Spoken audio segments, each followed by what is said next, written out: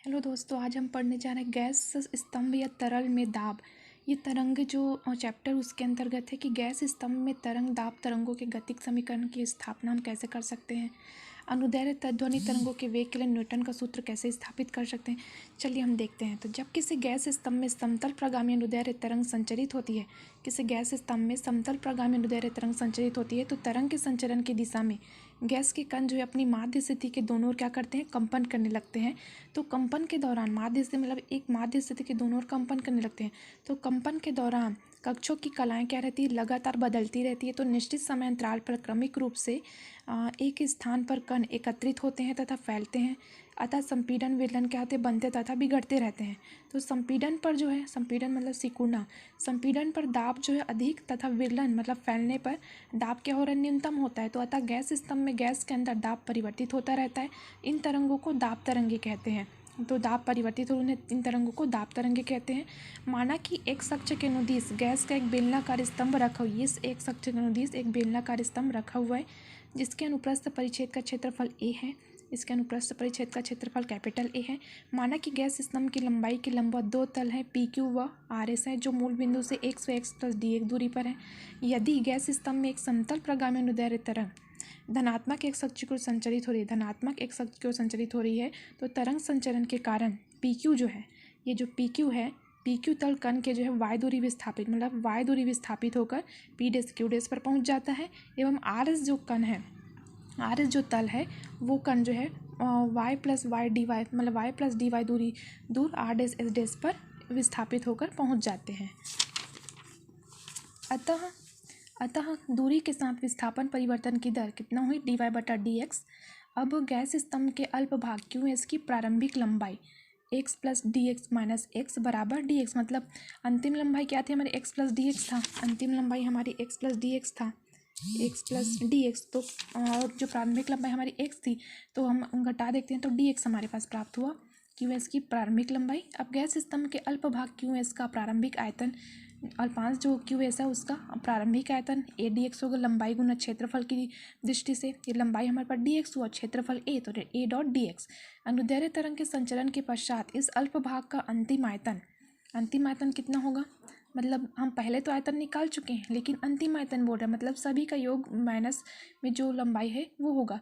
तो ए गुना Q dash S dash, तो ए गुना Q x plus d x plus y plus D y minus x plus y, मतलब ये जो टर्म विस्थापन हुआ है उसका ऐड प्लस इन दोनों का ऐड को हम घटाना है।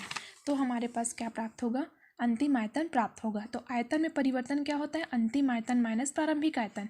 तो अंतिम आयतन ये है और प्रारंभिक आयतन ये है, तो घटाने पर क्या है हमारे पास ए डी वाई, ये आयतन में परिवर्तन है। तो चूंकि आयतन विकृति क्या होता है, आयतन में परिवर्तन बता प्रारंभिक आयतन, हमारे पास क्या होता है, आयतन विकृति होता है। तो वो क्या हुआ, ए डी वाई अंतिम आयतन में परिवर्तन और प्रारंभिक आयतन का ए डी एक्स, तो ए और एक कैंसिल होकर डी वाई बटा डी एक्स आया। तो गैस का आयतन प्रत्यास्थ गुणांक निकालते हैं, वो क्या होता है, कैपिटल ई से उसको डिफाइन करते हैं। तो आयतन प्रत्यास्थ गुणांक capital E is equals to अभिलंब प्रतिबल बटा आयतन विकृति। तो अभिलंब प्रतिबल की जगह हम दाब में कमी होता है, तो दाब में कमी हमारे पास क्या है, माइनस भी है।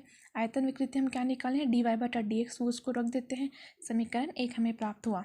तो यदि तल जो पी क्यू है उसको पी डेस क्यू डेस तक विस्थापित स्थिति तक लाने में दाब की अधिकतम मान लो जाए पी है, तो और तल आर एस को विस्थापित स्थिति में तल आर डेस एस डेस पर दाब की अधिकता पी प्लस डी पी है, तो पी प्लस डी पी बटा D x dot D x होगी, मतलब कुल जो अधिकता है वो ये होगी।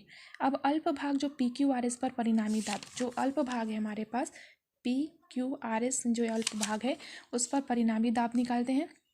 वो क्या होगा, P plus d x minus P, मतलब दाब की अधिकता माइनस जो सबसे कम अधिकता थी, दाब की जो पहली पी क्यू की अधिकता थी उसको घटाएंगे तो हमारे पास परिणामी दाब प्राप्त होगा, डी पी बटा डी एक्स डेल एक्स। तो अल्प भाग पी क्यू आर एस पर परिणामी बल बराबर दाब गुना क्षेत्रफल। तो एफ बराबर, बल को एफ से डिफाइन करते हैं, तो F is equals to D P बटा डेल एक्स डेल एक्स ए।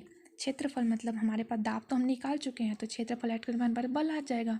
अब यदि गैस का घनत्व रो होता था, पी क्यू आर एस में भरी गैस का द्रव्यमान बराबर, द्रव्यमान निकालते हैं तो क्या होगा, आयतन गुना घनत्व, और घनत्व बोला रो है तो आयतन हमारे पास क्या निकाले थे हम, ए डेल एक्स निकाले थे हम, ए डेल एक्स निकाले हैं, ए डेल एक्स यहाँ पे निकाले हैं और उसके बाद रो से उसको आयतन गुना घनत्व बनता है, तो ए डी गुना रो। तो यदि बल F के कारण उत्पन्न है त्वरण डी स्क्वायर वाई बटा डी एक्स स्क्वायर, तब न्यूटन के द्वितीय नियम लगाते हैं। F बराबर क्या होता है, द्रव्यमान गुना त्वरण। तो हमारे पास F क्या है, ए डेल एक्स डॉट रो यहाँ पे है, तो माइनस डी स्क्वायर वाई बटा डी एक्स स्क्वायर। ये इसलिए है, मतलब कि ऋणात्मक चिन्ह इसलिए क्योंकि कण का जो विस्थापन होता है वो बल के विपरीत दिशा में होता है।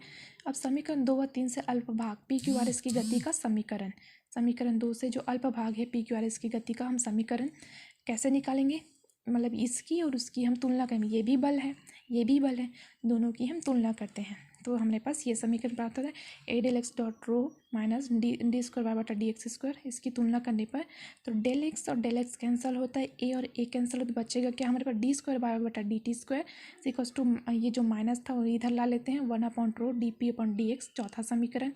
तो चूंकि पहला समीकरण एक से हमारे पास क्या था, ये समीकरण एक से p बराबर माइनस ई डी वाई बटा डी एक्स। तो अब इसको अवकलन करने पर x के सापेक्ष डी पी बटा D X is equals to minus D square Y बटा डी एक्स स्क्वायर होगा। तो डी स्क्वायर वाई बटा D T square is equals to -1/, ये मतलब कि ये D P upon D X का मान है, उसको यहाँ पे रख देते हैं समीकरण 4 में, तो हमें ये मान प्राप्त होता है। तो डी स्क्वायर वाई बटा D T square is equals to minus minus cancel ई/2 डी स्क्वायर वाई बटा डी एक्स स्क्वायर, पाँचवा समीकरण प्राप्त होता है। अब यह गैस स्तंभ में संचरित अनुदैर्ध्य तरंग का अवकल समीकरण है। ये जो समीकरण हमें प्राप्त हुआ, ये अनुदैर्ध्य मतलब कि ये गैस स्तंभ में संचरित अनुदैर्ध्य तरंग का अवकल समीकरण है। तो हम जानते हैं कि किसी माध्यम में प्रगामी तरंग का समीकरण ये होता है, डी स्क्वायर वाई बटा D T square equals to V square D square Y बटा डी एक्स स्क्वायर, ये छठवां समीकरण होता है। तो समीकरण जो 5 और 6, ये जो 6 है और ये जो 5 हम निकाले हैं समीकरण, उसकी जो है दोनों की तुलना करने पर तो हमारे पास बाकी तो एज इट इज है, तो V square is equals to E upon rho, ये कॉमन निकल के आता है, तो वी इज इक्वल्स टू क्या होगा, root over E upon rho. तो उपयुक्त समीकरण गैस माध्यम में दाब तरंगों को वेग का सूत्र है, ये वेग का सूत्र हुआ। तो दाब तरंगों का वेग आयतन प्रत्यास्था गुणांक ई तथा घनत्व रो पर निर्भर करता है, इसे न्यूटन का सूत्र भी कहते हैं। तो न्यूटन के अनुसार गैसीय माध्यम में ध्वनि तरंगों के संचरण की घटना समतापी है। समतापी परिवर्तन के लिए गैस की आयतन प्रत्यास्था ई थीटा से गैस के प्रारंभिक दाब पी के बराबर होती है, मतलब E theta is equals to P होगा। तो अब ई की जगह हम ई थीटा रखते हैं, तो V is equals to root over E theta upon rho. तो ई थीटा की जगह क्या बोल रहे हैं कि पी के बराबर है, तो पी रखते हैं, P upon root over P upon rho, सातवां समीकरण। अर्थात न्यूटन के अनुसार जो वायु में एनटीपी पर ध्वनि का वेग 280 मीटर पर सेकेंड होना चाहिए, जबकि प्रयोगों द्वारा इसका मान 332 मीटर पर सेकेंड प्राप्त होता है। धन्यवाद।